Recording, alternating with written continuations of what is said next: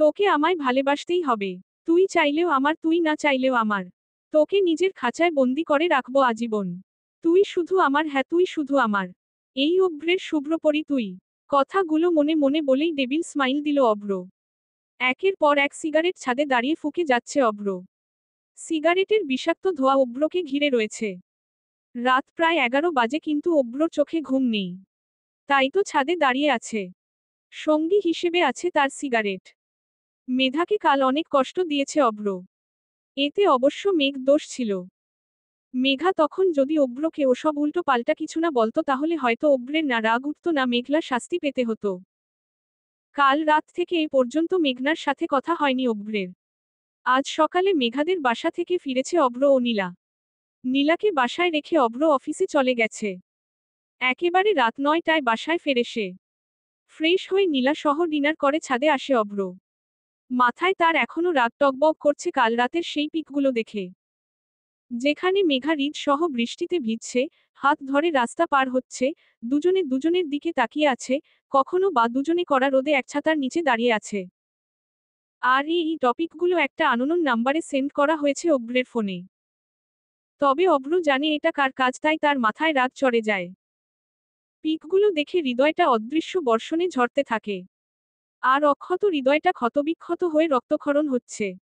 এসব শুধু অভ্র বুঝতে পারছে, অন্য কেউ নয়। কানে ইয়ারফোন গুজে রুমে শুয়ে আছি। মনটা একটু ভালো নেই। একজন হলো হৃদ বেইমান আর একজন হলো হনুমান, খাটাস, এলিয়েন অভ্র।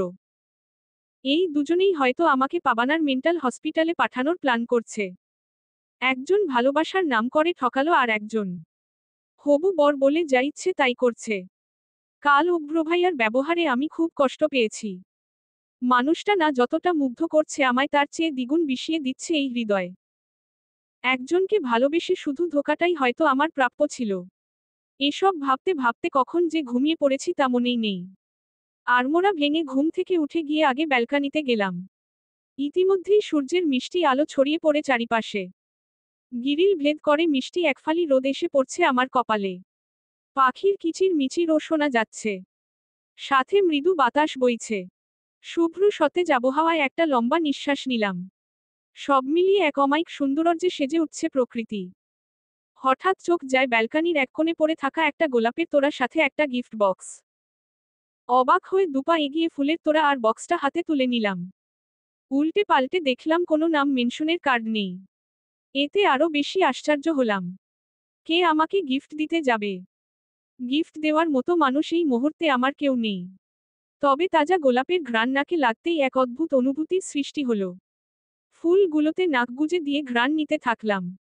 লালটকটকে গোলাপগুলোর রূপ সৌন্দর্য যেন উতলে পড়ছে।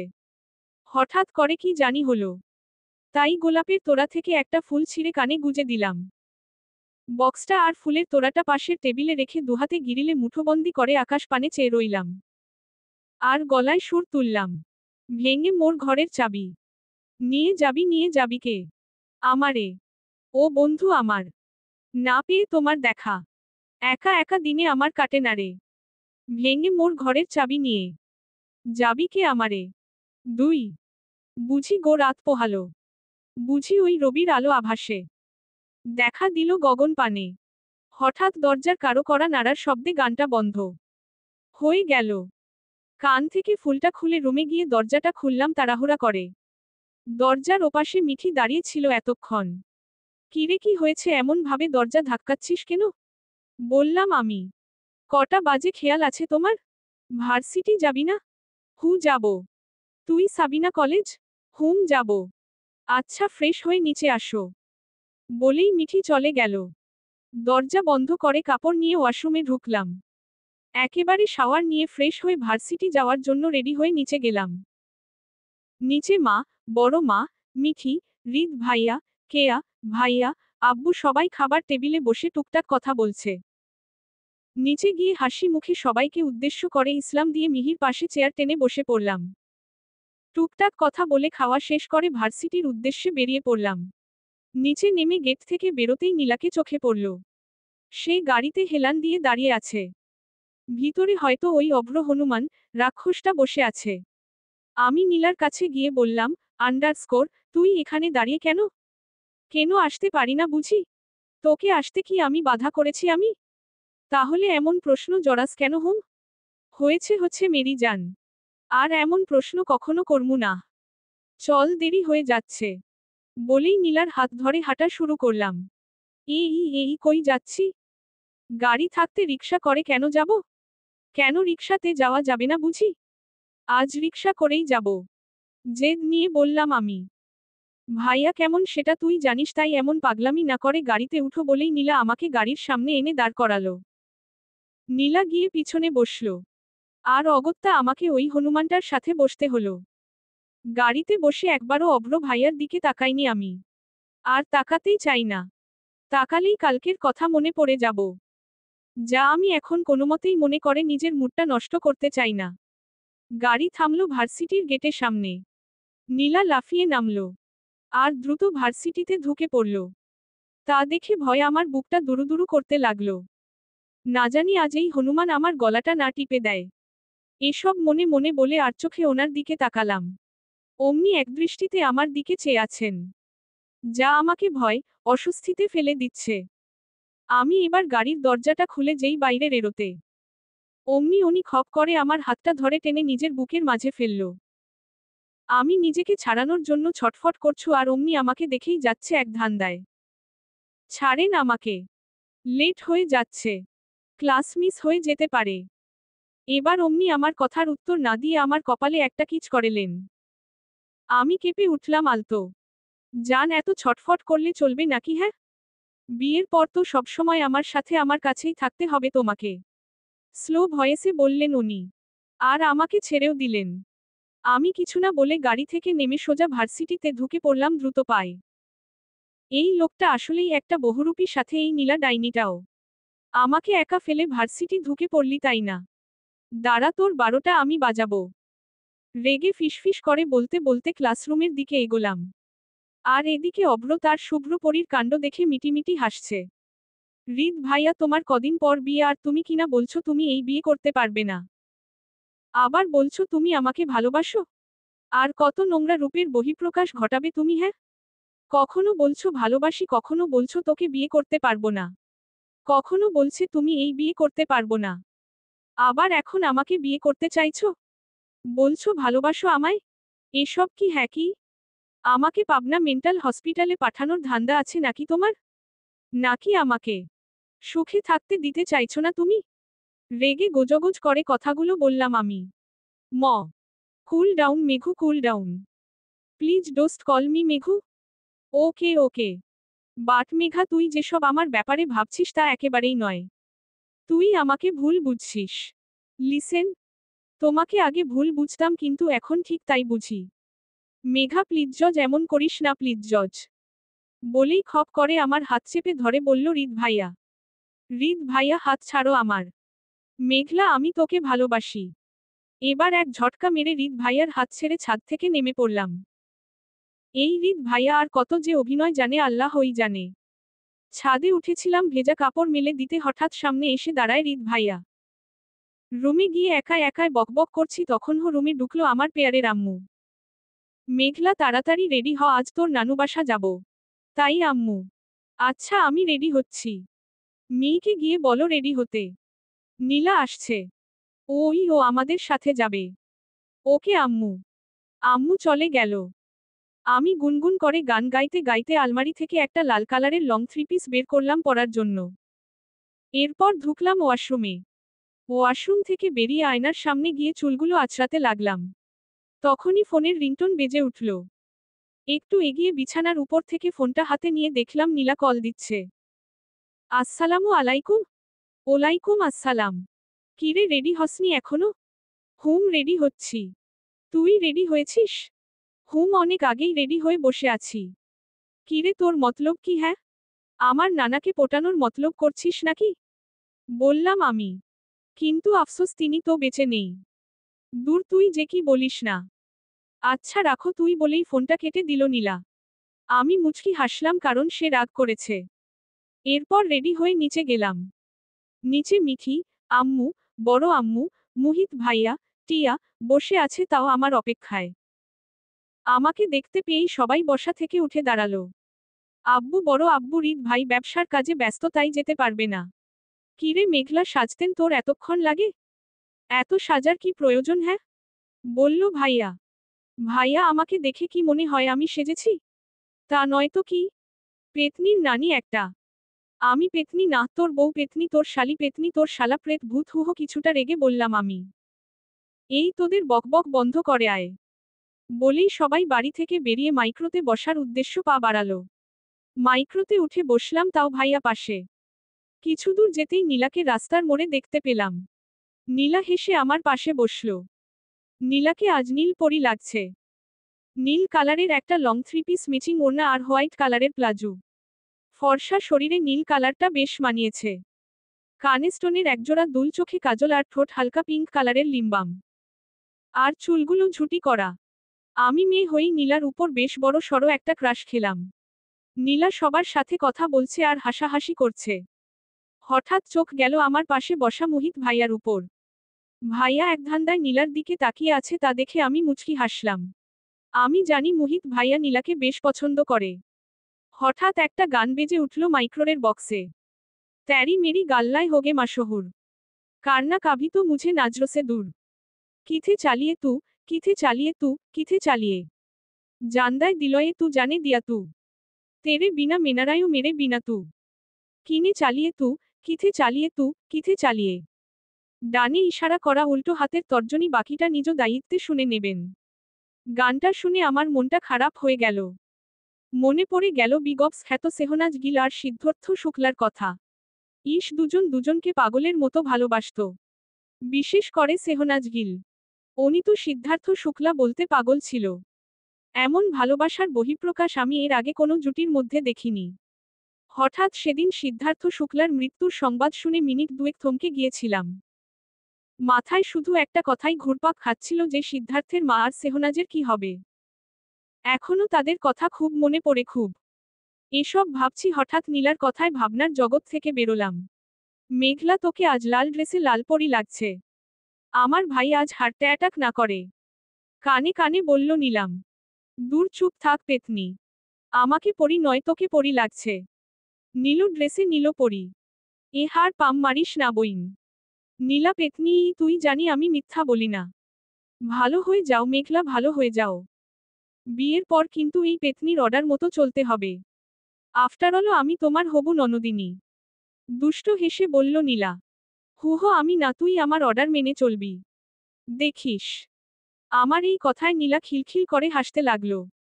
আর আমি হা করে ওর দিকে তাকিয়ে আছি। আমি তো হাসির মতো কিছুই বলিনি। তাহলে এই পেতনিটা হাসিতেছে কেন? দীর্ঘ 1.5 ঘন্টা পর বানু বাসায় পৌঁছালাম। বাসায় পৌঁছে সবাই আমাকে ঘিরে ধরল, এটা ওটা বলে লজ্জা দিতে লাগলো। তোর হবু হাজবেন্ড কেমন রে? দেখতে মাশাল্লাহ সেই। তুই এই বিয়েতে খুশি তো? তোর হবু বর কেমন কেয়ারিং? বিয়েতে সাজগোজের প্ল্যান কি? ইত্যাদি। মাথাটা পুরো ভনভন করতে লাগলো। সবার প্রশ্ন এড়িয়ে নীলাকে নিয়ে উপরে গেলাম, ফ্রেশ হয়ে নিলাম। ফ্রেশ হয়ে নিচে আসলাম। সব কাজিন মিলে আড্ডা দিচ্ছি ড্রয়িং রুমে। নীলাকে সবাই কম বেশি চিনলেও আমার বড় মামার ছেলে রুহান ভাইয়া চিনেন না। কারণ তিনি কিছুদিন হলো আমেরিকা থেকে দেশে ফিরেছেন পড়ালেখা শেষ করে। রিহান ভাইয়া আমার ছোটবেলার ক্রাশ ছিলেন। দেখ, হ্যান্ডসাম খুব। কথাবার্তা চলন ফিরন সব দিক দিয়ে তিনি বেস্ট। কিরে মেঘলা, উনিকে চিনলাম না তো, বলল রুহান ভাইয়া। আমার বান্ধবী নীলা আর হবু ননদ। হেসে বললাম আমি। যদিও ননদ মানি না বান্ধবী ছাড়া। ওহ আচ্ছা। তো মিস নীলা কেমন আছেন? আলহামদুলিল্লাহ ভাইয়া। আপনি? হেসে বলল নীলা। আমিও আলহামদুলিল্লাহ ভালোই। তো কিসে পড়েন আপনি? আমি মেঘনার সাথে এক ক্লাসে পড়ি। আপনি? আমি আমেরিকা থেকে পড়া লেখা শেষ করে দেশে ফিরলাম সবে কয়েকদিন হলো। ওহ আচ্ছা। আচ্ছা, তোমার বাসায় কে কে আছেন? বাবা, ভাইয়া, আর আমি। কেন, আপনার মা নেই? না, 5 বছর আগে তিনি গত হয়েছেন। অস্বস্তি নিয়ে বলল নীলা। সরি সরি মিস নীলা। আমার এমন প্রশ্ন করা ঠিক হয়নি। ইটস ওকে ভাইয়া। তো তোমায় একটা প্রশ্ন করতে পারি? হুম বলুন। তোমার বয়ফ্রেন্ড নেই? Don't mind. না, আমি পিওর সিঙ্গেল, হেসে বলল নীলা। নীলার এমন ওরে বেশ খুশি হলো রিহান। কেন খুশি হলো তা রিহান নিজেই জানে না। নীলার হাসি দেখে রিহানের বুকটা ধক করে উঠল। তার মন একটাই কথা তো বলছে আন্ডারস্কোর, এত সুন্দর স্নিগ্ধ হাসি আগে কোনো মেয়ের দেখেনি। এদিকে আরেকজন নীলা আর রিহানের কথাবার্তা হাসাহাসি দেখে জলে পড়ে খাক হচ্ছে। হাত দুটো শক্ত করে মুঠ করে নিয়ে দাঁতে দাঁত চেপে রাগ কন্ট্রোল করার চেষ্টা করছে আর বলছে আন্ডারস্কোর, জান তোমার এর মূল্য চোকাতেই হবে। তোমাকে এর মূল চোকাতেন হবে। এদিকে অব্র অফিস থেকে ফিরে দেখল নীলা নেই। হঠাৎ মনে পড়ে গেল নীলা তো মেঘার নানু বাসায়। বাড়িটা কেমন যেন খালি খালি লাগছে। নীলা ছাড়া বাড়িটা কেমন যেন শুনশান হয়ে পড়ে থাকে। নীলাকে খুব ভালোবাসে অব্র। মায়ের পরে তার হৃদয়ে নীলার জায়গা। মা নেই কিন্তু তার ছোট বোনটা মায়ের অভাব পূরণ করছে। মায়ের মতো তাকে শাসন করে ভালোবাসে, আবার অভিমান করে। এসব ভাবতে ভাবতে রুমে গেল অব্র। রুমে গিয়ে আগে ওয়াশরুমে ঢুকলো ফ্রেশ হওয়ার জন্য। ওয়াশরুম থেকে বেরিয়ে চোখ পড়ল দেয়ালে টাঙ্গানো মেঘার ছবির উপর আনমনে মুচকি হেসে দিল অব্র। তুমি আমার শুভ্রপরী। তুই আমার এই রুক্ষ হৃদয়কে পুনরুজ্জীবিত করেছ। আমার সেই কালো অতীতকে তোমার জন্য হলেও কিছুটা ভুলতে পেরেছি। তোমাকে দেখেই বুঝতে পেরেছি সব মেয়ে এক নয়। বাসর ঘরে শুয়ে নাক ডেকে ডেকে ঘুমানোর চেষ্টা করছি কিন্তু পারছি না। ভয় প্লাস রাগ প্লাস কান্না সব মিলিয়ে আমাকে একটুও ঘুমতে দিচ্ছে না। মন চাচ্ছে ছুটে নিজের বাসায় চলে যাই। তাও আবার ও অব্রর মাথাটা ফাটিয়ে। ইচ্ছে করছে ওই হনুমানটারে ধরে উড়াধুরা পিটনি দিতে। বেটা খাটাস, হনুমান, কানকাটা পাঙ্গাস মাছ, লেজকাটা টিকটিকি তুই বিধবা হবি দেখিস। এটুকু বলেই নিজের মুখ চেপে ধরলাম। নিজেই এখন নিজের উপর বিরক্ত হচ্ছি। ইচ্ছে করছে নিজের চুল নিজেই ছিঁড়ে ফেলি। কি সব আজগুবি কথাগুলাই না বলছি আমি। ওই বেটার বউ তো আমিই। মানি না নাই মানি। আর আমি কি আমারই মৃত্যু কামনা করছি ভাবা যায়। এসব ভাবছি তখনই দরজাটা খট করে উঠল। সাথে সাথে আমার বুকটা ধক করে উঠল। নিশ্চয় ওই অভ্র হনুমানা আসছে। যদি জোর করে স্বামীর অধিকার ফলাতে আসে তবে। আর এমনিতেই লোকটা লুচু স্বভাবের। এসব ভাবতেই একটা শুকনো ঢোক গিললাম আমি। আমি চুপটি মেরে শুয়ে চোখ বুঝে ঘুমানোর নাটক করছি। দেখি লোকটা কি করে। অভ্র রুমে ঢুকেই দেখল তার শুভ্রপরী ঘুমে কাত হয়ে পড়ে আছে, তা দেখে মুচকি হাসল সে। বাসর রাতে নাকি বউ তার স্বামী সালাম করে, দুধ খাইয়ে দেয়, গল্প সল্প করে আর আমার বউ। আল্লাহ কি কপাল আমার। এসব ভাবতে ভাবতেই কাবার্ড থেকে ট্রাউজার আর টি শার্ট নিয়ে ওয়াশরুমে ঢুকল অভ্র। দরজা বন্ধের শব্দে চোখ খুলে মাথা ঘুরিয়ে পেছনে ফিরে তাকালাম আমি। ওয়াশরুমের দরজা বন্ধ মানে লোকটা ওয়াশরুমে আছেন। হঠাৎ বুকটা মোচড় দিয়ে উঠল। চোখ দিয়ে কষ্টের নোনাজল ঝরতে লাগলো। এই লোকটা আসলেই খুব খুব বাজে। জোর করে আজ আমাকে বিয়ে করেছে। মতের বিরুদ্ধে। যদিও বিয়ে আরও 1 মাস পরে হওয়ার কথা ছিল। কিন্তু এই বাজে লোকটা আজকেই আমাকে জোর করে বিয়ে করছে। ফোর্স করছে বিয়ের জন্য। শুধু বাবা মায়ের জন্য মুখ ফুটে কিছু বলতে পারিনি। লোকটা যে এতটা নিচু মনের মানুষ তা আমি আগে থেকেই জানতাম। বাট এতটা। দরজা খোলার শব্দে চোখ মুছে তাড়াহুড়া করে ওপাশ ঘুরে চোখ বুজে রইলাম। হঠাৎ কারো স্পর্শে কিছুটা কেঁপে উঠলাম। বুঝলাম ইনি অভ্র খাটাস। ভয়ে কলিজা শুকিয়ে যাচ্ছে অজানা ভয়ে। হঠাৎ তিনি আমাকে তার দিকে ঘুরিয়ে তার বুকের সাথে চেপে ধরলেন। আমি ভয়ে তাকে নিজের থেকে ধাক্কা দিয়ে সরিয়ে ধপাস করে বিছানায় বসে তার দিকে বড় বড় চোখ করে তাকিয়ে রইলাম। আমার সেই তাকানোতে ছিল একরাশ রাগ প্লাস লজ্জা প্লাস ভয় প্লাস অস্বস্তি। আপনার লজ্জা করে না একটা মেয়েকে এভাবে টাচ করতে? লুচুর হদ্দ একটা। ক্যারেক্টারলেস। একটা ঘুমিয়ে থাকা নিষ্পাপ মেয়ের উপর সুযোগ নিতে। আপনার ঘরে কি মা বোন নাই নাকি? হ্যাঁ। রেগে গড়গড় করে মনের কথাগুলো বলে ফেললাম আমি। কোনো কিছু না ভেবেই। এবার তিনি আমার হাত টেনে নিজের বুকের সাথে চেপে ধরে দুষ্ট হেসে বললে আন্ডারস্কোর, তুমি আমার কাছে পর নারী নাকি? তুমি আমার বউ। তোমাকে যখন ইচ্ছা তখন স্পর্শ করতে পারি। তুমি আমার প্রপার্টি। এই অভ্রের পার্সোনাল প্রপার্টি। এই দুনিয়াতে তোমার উপর শুধু আমার অধিকার আছে। কবুল বলার পর তুমি নিজের উপর নিজের অধিকার হারিয়েছ। আর কি যেন বলছিলে আমি লুচু? আমি তো এখনো সামান্যতম লুচু গিরিও করিনি। তবে তুমি চাইলে? আমি হা হয়ে তার কথা শুনলাম। আর অবাক হলাম এই ভেবে যে আজনি আমার কথায় রাগ করার বদলে হাসছে। আবার ওনার কথাগুলো আমার শরীরে আগুন ধরিয়ে দিচ্ছে। রাগে আমার হাত পা কাঁপতে লাগলো। আমি কারো সম্পত্তি না মিস্টার অভ্র শেখ। আমি মানুষ আর মানুষ কোনো সম্পত্তি না। না কারো সম্পত্তি হতে পারে। আমি আমার মতো চলতে পছন্দ করি। কারো অর্ডারে চলা আমার পক্ষে সম্ভব নয়। আর আমি আপনাকে স্বামী হিসেবে মানি না। আর স্ত্রীর অধিকার তো দূরে কথা। অভ্রর কাছ থেকে নিজেকে ছাড়াতে চেষ্টা করতে করতে বললাম আমি। হঠাৎ অভ্র আমাকে তার বুকে আগের তুলনায় দ্বিগুণ জোরে চেপে ধরলেন। আবার তাকে নিজের কাছ থেকে ছাড়ানোর চেষ্টা করছি, হঠাৎ ঠোঁট কারো স্পর্শ পেয়ে চোখ বড় বড় করে তাকিয়ে দেখলাম অভ্র আমার ঠোঁটে তার ঠোঁট মিলিয়ে দিয়েছে। আর রুডলি কিস করেই যাচ্ছে। আমি এবার আরো দ্বিগুণ রেগে গেলাম। অভ্রের পিঠে কন্টিনিউসলি থাপ্পড়, ঘুষি, চিমটি দিচ্ছি কিন্তু তিনি আমায় ছাড়ছেন না। বরং আরো রুলি ভাবে কিস করছেন। প্রায় 5 মিনিট পর ছাড়লো আমার ওই হনুমানটা। আমি থম মেরে বসে আছি। চোখ দিয়ে পানি পড়ছে। ঠোঁট অসম্ভব জ্বালাপোড়া করছে। এত খারাপ বাজে মানুষ কিভাবে আমার স্বামী হতে পারে? এদিকে অভ্র মেঘার অবস্থা দেখে মিটিমিটি হাসছে। বিয়ের পর প্রথম স্পর্শ এটা আমার তরফ থেকে। আমার কিন্তু তোমার ঠোঁট দুটো বেশ পছন্দ হয়েছে। ভীষণ টেস্টি তোমার ওই গোলাপি ঠোঁট দুটো। এই রকম ঠোঁটের টেস্ট আমি প্রতিদিন চাই কিন্তু। আর তোমাকে কিন্তু ভীষণ হট লাগছে ওড়না ছাড়া। বলেই মেঘার দিকে তাকিয়ে চোখ মারল অভ্র। নীলাদের বাসায় এসেই শাড়িটা বদলে কামিজ পরে নিয়েছিল মেঘা। অভ্রর কথায় নিজের দিকে তাকিয়ে ভীষণ খেলাম আমি।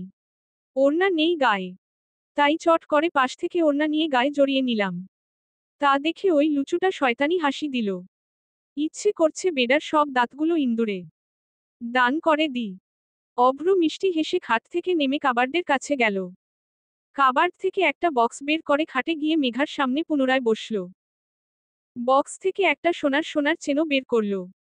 তারপর মেঘাকে পরিয়ে দেওয়ার চেষ্টা করল। কিন্তু মেঘলা বাধা দিল। তুমি আমার কাজে যদি এবার বেগরা দিছো, তো একটু আগে কি হয়েছিল? এখন কিন্তু তার চেয়ে বেশি কিছু হয়ে যাবে। চুপচাপ পুতুলের মতো বসে থাকো। অভ্র কিছুটা রাগী রাগী কণ্ঠে বলল। এরপর অভ্র বিনা বাধায় সোনার চেনটা মেঘাকে পরিয়ে দিল। তারপর হাতে একজোড়া সোনার চিকন চুড়ি পরিয়ে দিল। কানে একজোড়া ছোট ছোট দুল পরিয়ে দিল। তারপর কপালে ডিপকিস করল। মেঘা কিছুটা নড়েচড়ে কেঁপে উঠল। অভ্র দুচোখ ভরে তার শুভ্রপরীকে দেখতে লাগল। অন্যরকম লাগছে আজ মেঘাকে। কানে দুল, গলায় চেনো, হাতে চুড়ি আংটি। সব মিলিয়ে অসম্ভব সুন্দর লাগছে। সদ্যবিবাহিত লাগছে তাকে। আর অভ্র তার সদ্যবিবাহিত বউয়ের সৌন্দর্য অনুভব করেছে। পৃথিবীর সবচেয়ে সুখী মানুষ নিজেকে মনে করছে অভ্র।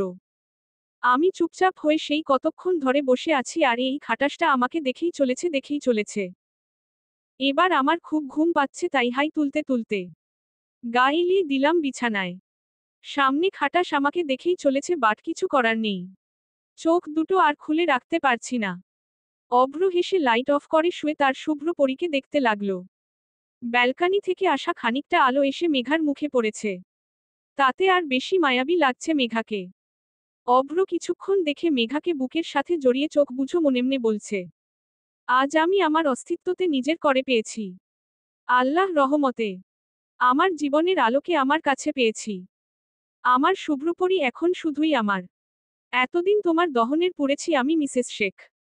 এবার তো তোমাকেও সেই দহনের পুড়তে হবে। রাতের ঘুম হারাম করেছিল তোমার ওই টানা টানা হরিণী চোখ। কুচকে যাওয়া ভ্রু দুটো, তোমার ঠোঁটের নড়াচড়া আমার বুকে ঝড় তুলতে এক নিমিষেই। তোমাকে দেখলে নিজের মধ্যেই থাকতাম না তখন। নেশা না করেও কেমন মাতাল মাতাল লাগতো নিজেকে। কারণ তুমিই তো আমার নেশা। যে নেশা কাটবে না আজীবনও।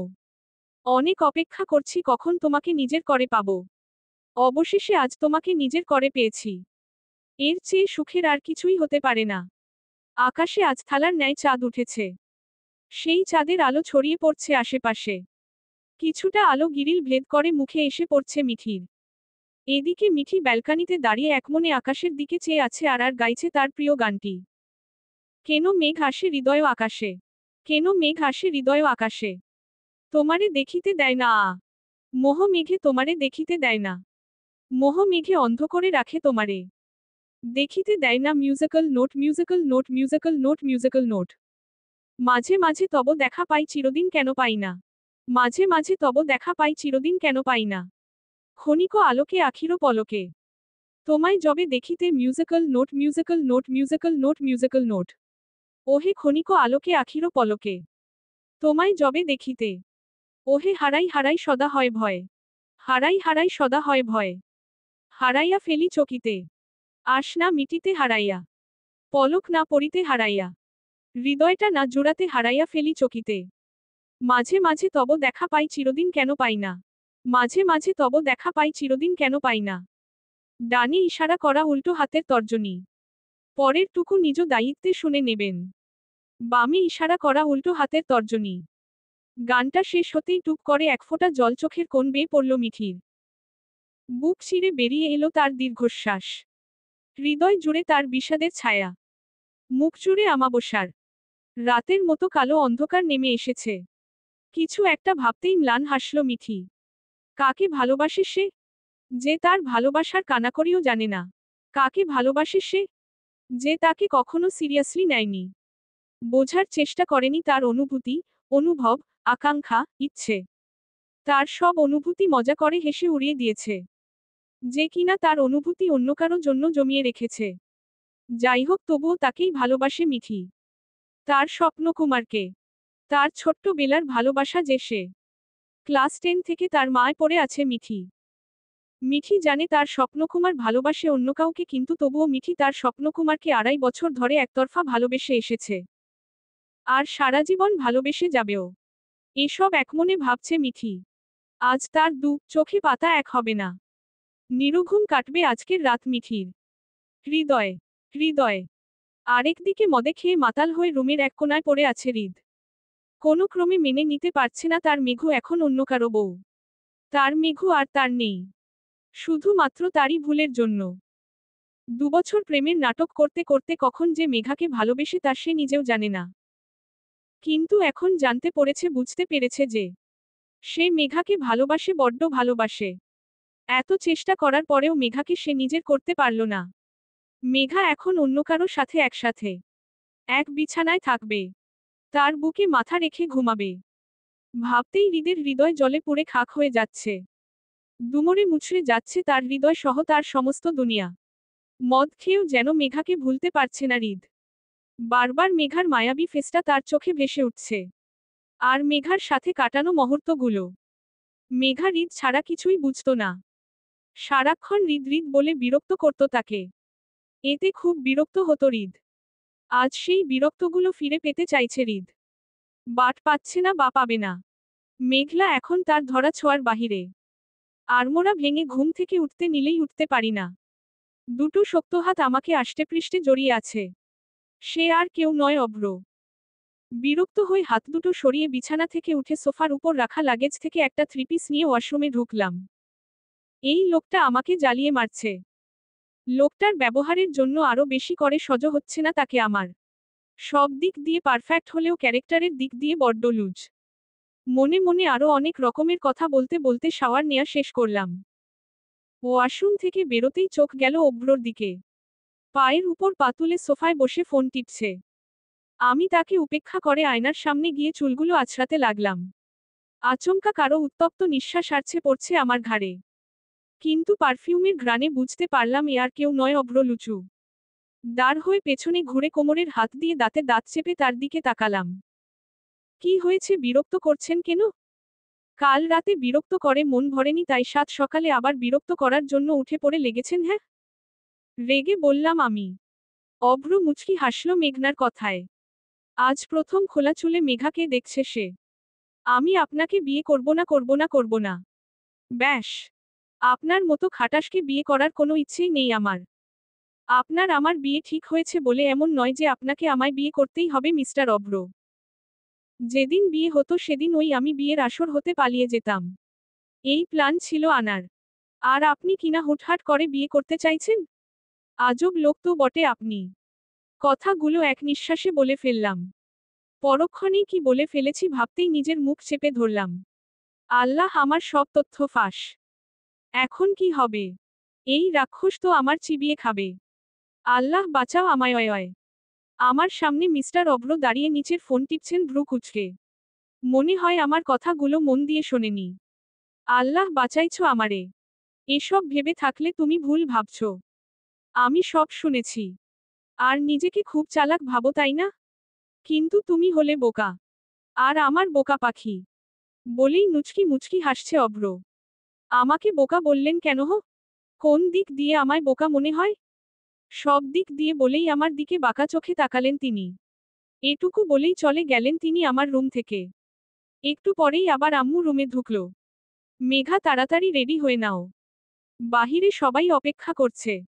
আম্মু 1 মাস পর বিয়ের ডেট ছিল তাহলে আজ হঠাৎ? আমরাও জানি না। অভ্র এসে তোর আব্বুকে বলল সে আজই বিয়ে করতে চায় তাই তোর আব্বুও না করেনি। তুই তাড়াতাড়ি রেডি হয়ে নিচে আয়। আমি টিয়া আর মিঠিকে পাঠিয়ে দিচ্ছি তোর রুম।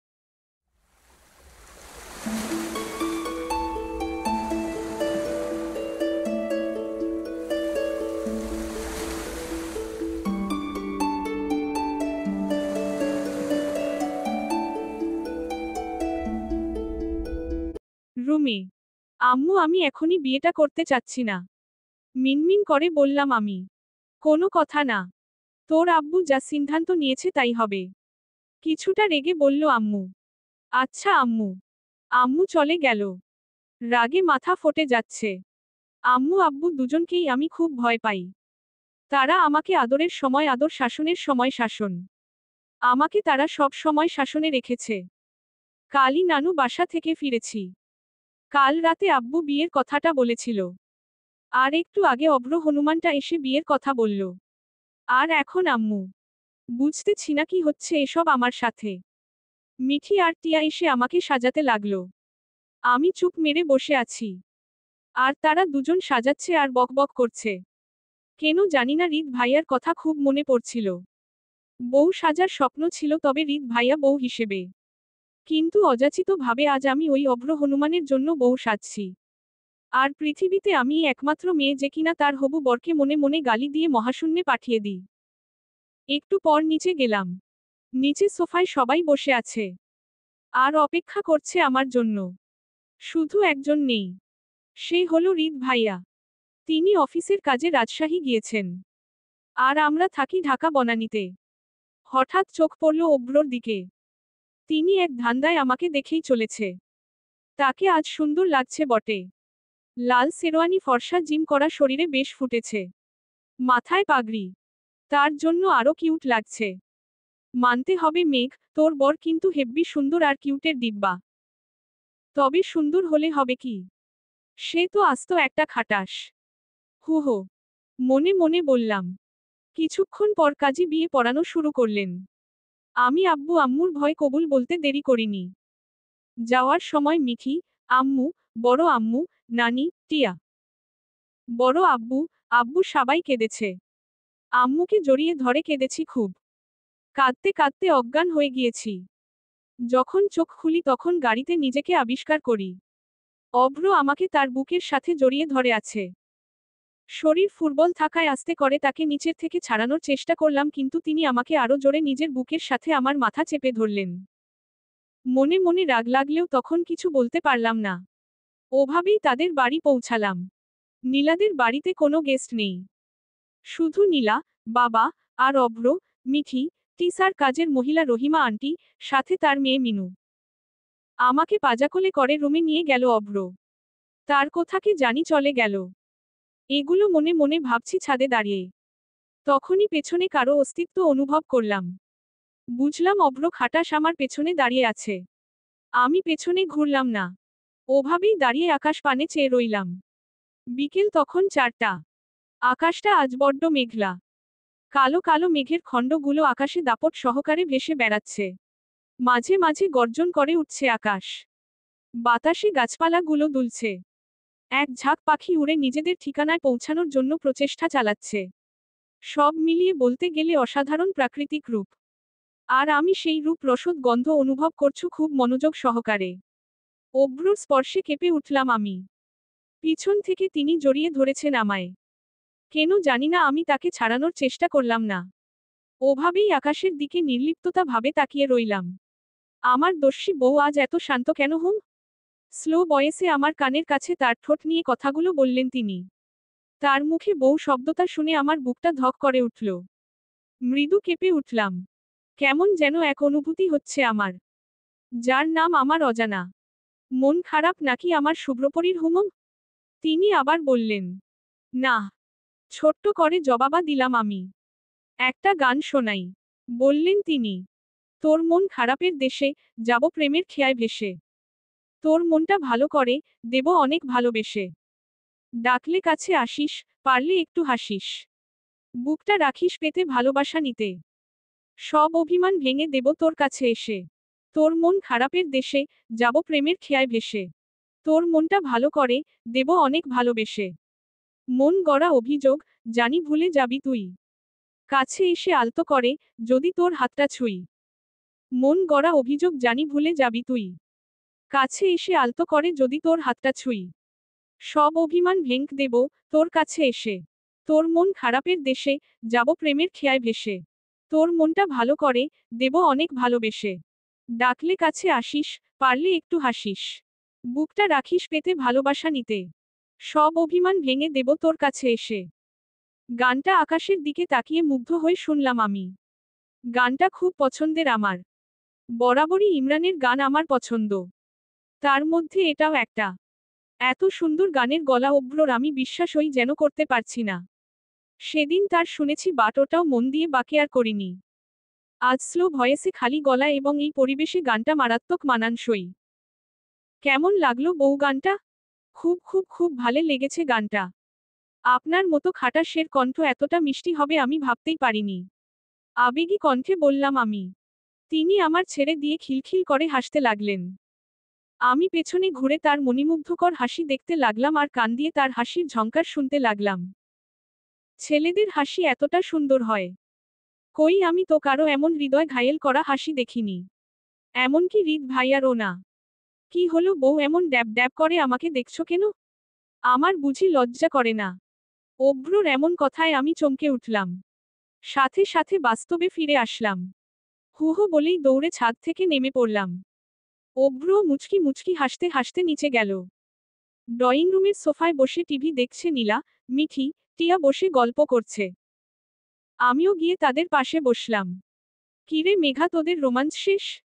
বলেই হাসতে লাগলো নীলা। সাথে মিঠি আর টিয়াও। আমি অগ্নি দৃষ্টিতে ওদের দিকে তাকালাম আর বললাম আন্ডারস্কোর, ওই পেতনি মাইন্ড ইউর ল্যাঙ্গুয়েজ। হা হা হা হি হি হি হি হি।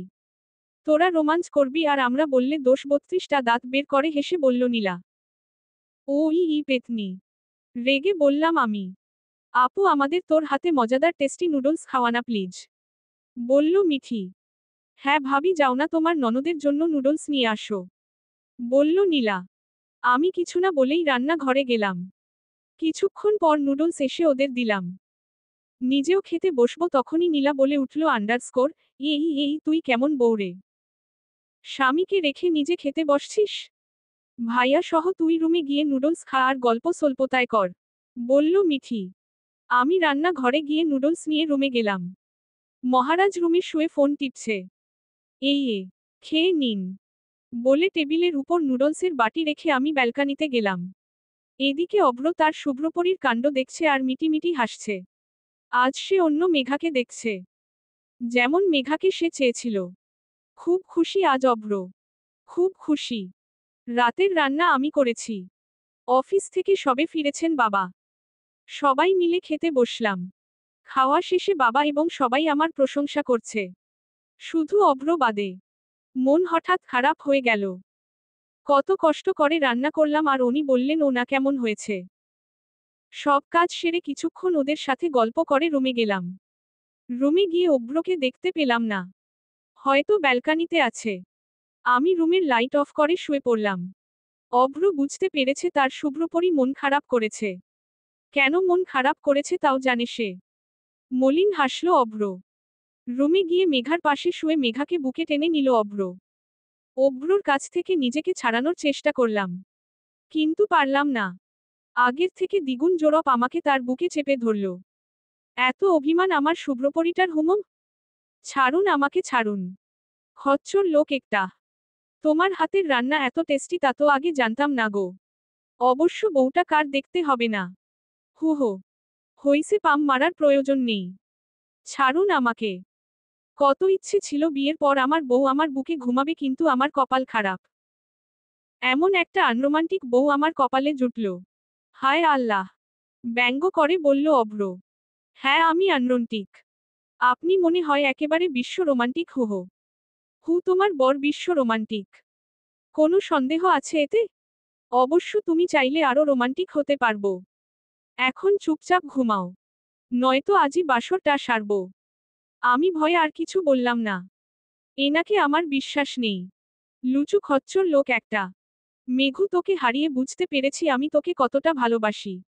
আজ নিজের দোষেই আমি তোকে হারিয়েছি। আজ আমার বুকে থাকার কথা ছিল তোর, কিন্তু তুই আজ অন্য কারো বুকে। এটা কিভাবে মানব আমি, কিভাবে? আমার হৃদয় যে জলে পুড়ে ছাই হয়ে যাচ্ছে। পুরো পৃথিবী আমার বিষাদ সময় লাগছে। তোকে ছাড়া বিরক্ত লাগছে সব। প্লিজ জজ, তুই ফিরে আয়, প্লিজ জজ। ছাদে দাঁড়িয়ে সিগারেট ফুঁকছে আর কথাগুলো আকাশের দিকে তাকিয়ে বলছে হৃদ। উস্ক চুল, মুখ ভরা দাড়ি, চোখে মুখে বিষাদের ছায়া, শার্টের বোতাম খোলা। কেমন যেন পাগল পাগল লাগছে হৃদকে। চলবে। লবছকব বফজক।